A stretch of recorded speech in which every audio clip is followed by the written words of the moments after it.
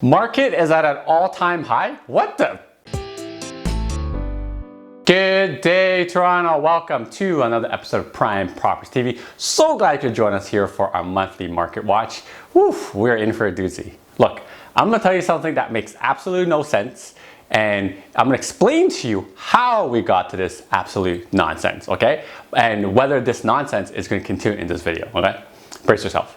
The Toronto real estate market is at an all-time high for average prices right now. Yeah, all-time high. We broke all records that we had in spring 2017, and now we are at the peak. Yeah, what the hell? It makes no sense. You know, because of COVID? Yeah, it doesn't make any sense. Look, I'm always more of a bullish side of real estate when it comes to pricing, but I've kind of been like walking a fine line between being cautious / bearish and bullish in the long term due to like the volatile factors of short-term effects that can happen from COVID-19, right? So this is why when I read the numbers, I was like, what the heck? I was so shocked. Because I remember making a video way earlier this year before the whole pandemic thing happened and said that we would probably break the record for average prices this year by the end of spring in 2020, which is kind of where we are right now, right? June, end of spring. So who would have thought that I was actually right despite a pandemic happening? Yeah, I'm flabbergasted. Ridiculous. It makes no sense. Although I will say I can, pat myself on the back and said I have a crystal ball, which I don't, by the way, but that prediction that I made that is true is kind of like the equivalent of me throwing a basketball underarm over my shoulder, bounce back a couple times, maybe 4 or 5 times like Kawhi shot, and somehow went in. It just makes no sense, but it happened nonetheless. So the question is, exactly how did this happen? So this is what I'm gonna break down for you guys in this video, okay? So if you like content like this, make sure you give a like and subscribe to the Prime Property TV channel. The money will be right here, okay? So let me preface this to you by saying, I'm still very cautious about what's going to happen when the mortgage deferrals end and when CERB ends, if that ever ends, okay? Just know that prices aren't going to fall off a cliff when the mortgage deferral ends. There's probably going to be like staggered out with a large portion of them coming at the end of September, October likely. However, the prices won't fall immediately because it still takes time for the banks to take the property back through foreclosure for those who can't pay because maybe they haven't gotten a job again or they haven't generated income since the loss of their income, okay? Or maybe the sellers just decide to sell because they're still in control, okay? The foreclosure process can take anywhere between like 6 to 18 months in Ontario, so it's not an immediate effect that's going to happen at the end of September. That's why CMHC came out saying that the recovery is going to be end of 2022, which is 18 months. So I'm explaining to you this because we're going to see an increase of inventory if and when this happens. Now, it may not be as much inventory as you think, especially to quench the demand that we have, or it could be. No one has any idea. So I'm keeping all this in the back of my mind when I'm breaking down the numbers for you, okay? But this is probably what you'll be seeing on the newspaper. Numbers you're hearing are sales are down 1.4% from last year to about 8,700, which is crazy because we're going through a pandemic right now, okay? So it's like almost the same thing. Prices at our all-time high, $930,000, up almost 12% from last year. Yeah, up 12% to a record high. Or even better yet, we're up 8% from last month. Last month. Ridiculous.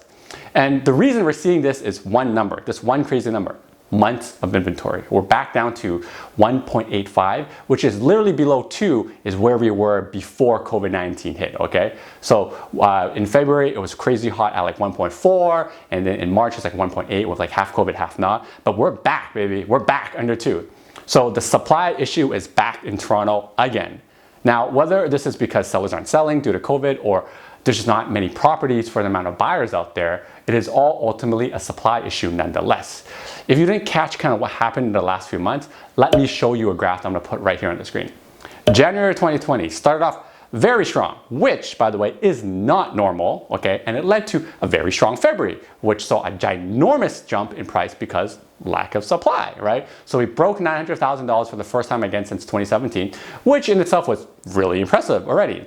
Then March hit, we got hammered by COVID-19 for half a month, but it was still fairly strong, above 900,000, but dropped a little bit from the highs of February. Then we saw the first full month I was telling you about COVID-19 in April, where we saw a price drop of the entire market about 9%, but then we slowly saw the prices recover halfway through May, and then it was great surprise, so even for the bears that back in June, bang, we hit a new record and saw higher and an increase than ever from April to May, okay? So this is the timeline of what the heck happened, and it all stems from lack of inventory.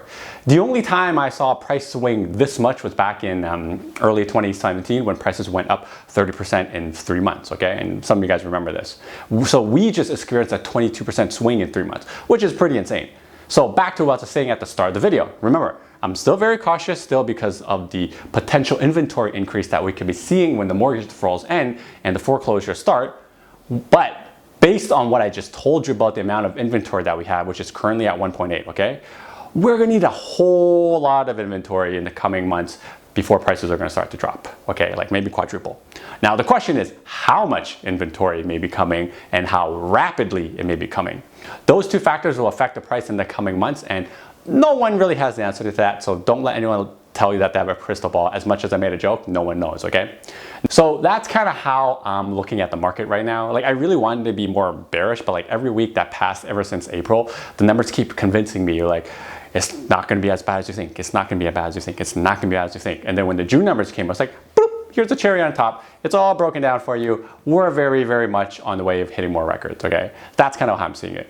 Now, I've also broken down all the micro markets for you guys to see because while everything is up and up, not everything is up and up the same, okay? So if you've been following me or my videos, you'll know that the detached market in the 416 kind of south of like Shepherd is, wrecking havoc for buyers right now, not enough inventory. We saw an increase in sales by 100%. Yeah, we doubled the sales that we had from last month. So yeah, you heard me, 100%.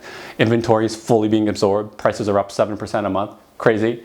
To 4 and 6 towns and semis. Same story ever since COVID. Crazy prices, month over month increase, activity also increasing. All in all, the 416 freehold market is, I would say, on fire, okay? Now, the 416 market for condo is a little bit more stagnant. Prices are a little bit same. It's actually down a little bit from last month, but the activity has increased for sure, okay, which is a good sign. Now, on the pre-construction side, we saw launch after launch after launch right after Canada Day, and the response has been very, very high. Things are selling, and it seems that the pent-up demand that people were predicting that was there and some people didn't believe, I think it actually is real because so much of the inventory is being absorbed so quickly. So if this continues, I don't think the post-COVID-19 of like pre-construction incentives of having a longer deposit structure will stick around for too long. So if you want to take advantage of that, my contacts will be on the screen right now. You can reach out to me. Now in the 905, we saw a resurgence in the detaches as well, with prices increasing over 9% from last month and breaking the 1 million mark again, which again, very crazy. My wondering and my question is this the whole demand that's gonna happen because everyone's work from home now so that they don't have to commute? We'll see, right? If it stays that way, probably. Same thing with semis and towns and 905, activity has increased, prices have increased. What surprised me a lot is the 905 condo is seeing such a dramatic jump in activity as well. And all of this activity across the board, our prices are up, activity is up, except for the 4 and 6 condo, which is down just a tiny bit. So all in all, market is blazing hot right now. Crazy. I can continue seeing this going on in July for the next 3 to 4 weeks, and I suspect maybe there'll be a little bit of tapering off in August, just because some people will want to still enjoy summer, myself included. Now, those are just my guesses, but really only time will tell because we're in like a whole new territory right now because of COVID-19. So everything is new to everybody, okay? Now, I hope this was informative for you and it kind of blew your socks off like it blew my socks off when I first looked at the numbers. And if you're looking to make a move in the real estate market before the summer ends, it's very, very important that you work with someone who knows exactly what's going on and that has a pulse on the market because things are changing very quickly. And by that, I mean us, okay? So you can reach out to myself or my team. I'll put my contacts right here for you guys, okay? So until next time, your move, your future. Now that you're done watching this one, how about this one? Oh, you know what? This one's good too. Ooh, this one's really good. You know what? Just watch them both.